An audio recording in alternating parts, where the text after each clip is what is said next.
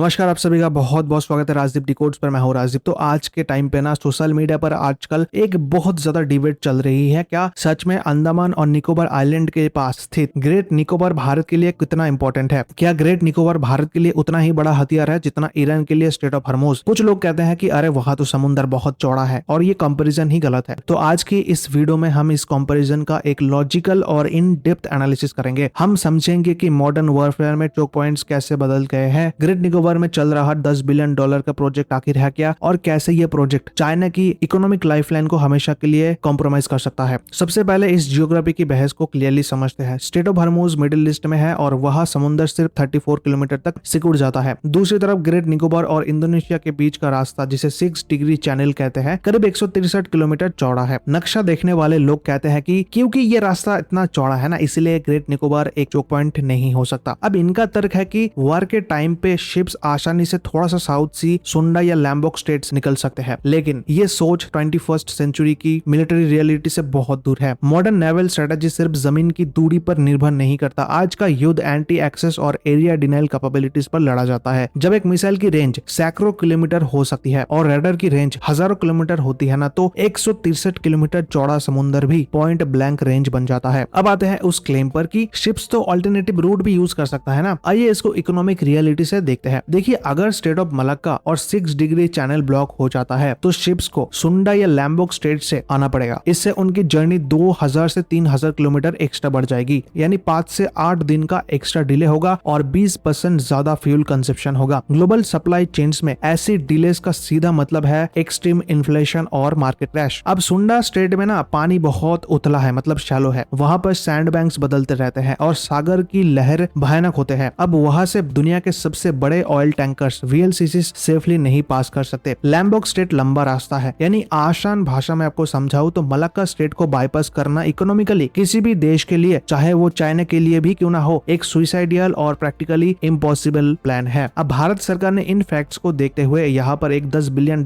का master plan launch किया है। ये एक इंटीग्रेटेड मिलिट्री और कॉमर्शियल मेगा हब बन रहा है, जिसके 4 मेन पिलर्स है। देखिए, गलतिया बे में 20 मीटर डीप पोर्ट बन रहा है। ये ना सिर्फ कमर्शियल शिप्स के लिए होगा, बल्कि यहाँ हमारे एयरक्राफ्ट कैरियर्स और न्यूक्लियर सबमरीन्स भी डॉक कर सकेंगे। साथ ही एक 3.5 किलोमीटर रनवे वाला नया एयरपोर्ट बन रहा है। यहाँ से फाइटर जेट्स और सबसे अहम इंडियन नेवी के P-8I Poseidon maritime petrol aircraft उड़ाए जाएंगे। ये एयरक्राफ्ट आसमान से मलक्का स्टेट की हर एक इंच पर नजर रख सकेंगे और एक 450 मेगावोल्ट एम्पेयर का गैस सोलर हाइब्रिड पावर भी बन रहा है। और यहाँ 6.5 लाख लोगों की आबादी बसाने के लिए एक नई सिटी डेवलप की जा रही है, ताकि इस आइलैंड को एक एडमिनिस्ट्रेटिव और लॉजिस्टिक हब्स बनाया जा सके। एंड यहाँ integrated under water harbour defence और सर्विलियंस सिस्टम और एडवांस्ड कोस्टल रडार्स लगाए जा रहे हैं, ताकि दुश्मन की सबमरीन्स भी पानी के अंदर से छुप छुप कर ना गुजर सके। अब सबसे बड़ा सवाल है, इतना बड़ा खर्चा किसको टारगेट करने के लिए बनाया जा रहा है? मैं इसका सीधा स्ट्रेट आंसर देता हूँ, चाइना की इकोनॉमी। चाइना का 80% ऑयल इंपोर्ट, मतलब रोजाना 15 मिलियन बैरल्स और 40% ग्लोबल ट्रेड इसी मलक्का स्ट्रेट से होकर गुजरता है। इस वीक पॉइंट को मलक्का डायलेमा कहा जाता है। चाइना पिछले 20 सालों से स्ट्रिंग ऑफ पर्ल स्ट्रेटेजी बना रहा है, यानी पाकिस्तान का ग्वादर, श्रीलंका का हम्बनटोटा और म्यांमार में पोर्ट्स बनाकर भारत को घेरने की कोशिश कर रहा है चाइना। अब ग्रेट निकोबार प्रोजेक्ट भारत की नेकलेस ऑफ डायमंड स्ट्रेटेजी का सबसे बड़ा एंकर पॉइंट है। इस प्रोजेक्ट के पूरा होने के बाद भारत के पास लिटरली चाइना के ट्रेड की ऑन ऑफ स्विच बटन होगी। अगर चाइना हिमालय पर या इंडियन ओशन में थोड़ी सी भी उछल कूद करता है ना, तो भारत मलक्का स्टेट पर अपनी सर्विलियंस और मिसाइल्स के दम पर चाइना के ऑयल इंपोर्ट्स को ब्लॉक कर सकता है। अब हॉर्मुज में ना शिप्स ब्लॉक करने के लिए फिजिकली रास्ता रोकने की जरूरत नहीं होती। ऐसा नहीं है कि ईरान ने वहां पर रस्सी लगा दिया है दोनों पॉइंट पे और शिप्स बस रुक गया है, ऐसा नहीं है। बस वहां पे सी माइंस बिछा दो, ड्रोन्स का खतरा पैदा कर दो और मैरीटाइम इंश्योरेंस प्रीमियम्स इससे इतना हाई हो जाते हैं ना कि कंपनीज खुद ही अपने शिप्स उधर नहीं भेजती। ग्रेट निकोबार भी ठीक इसी तरह काम करेगा। अगर आप सिर्फ मैप देखकर चौड़ाई नापेंगे तो ग्रेट निकोबार आपको चोक पॉइंट नहीं लगेगा, लेकिन जब आप advanced surveillance, stand up weapons, air power और मॉडर्न इकोनॉमिक डिटरेंस, यानी किसी को डराकर ट्रेड रोकना जानते हैं, तो ग्रेट निकोबार आइलैंड ना सिर्फ भारत का स्टेट ऑफ हॉर्मुज है, बल्कि ये उससे भी ज्यादा पोटेंट और पावरफुल है। तो आई थिंक आपको समझ में आ चुका होगा कि ग्रेट निकोबार आइलैंड भारत के लिए कितना बड़ा इंपॉर्टेंट है, ना सिर्फ स्टेट ऑफ हॉर्मुज से, उससे भी ज्यादा इंपॉर्टेंट है। तो इस बारे में आप क्या सोचते हैं, आपका क्या ओपिनियन है, नीचे कमेंट सेक्शन में जरूर लिखिएगा। बाकी वीडियो को देखने के लिए बहुत बहुत धन्यवाद। तो जाते जाते आपसे फिर से रिक्वेस्ट करता हूँ कि आप लोग चैनल को सब्सक्राइब कीजिए, वीडियो को लाइक कीजिए। धन्यवाद।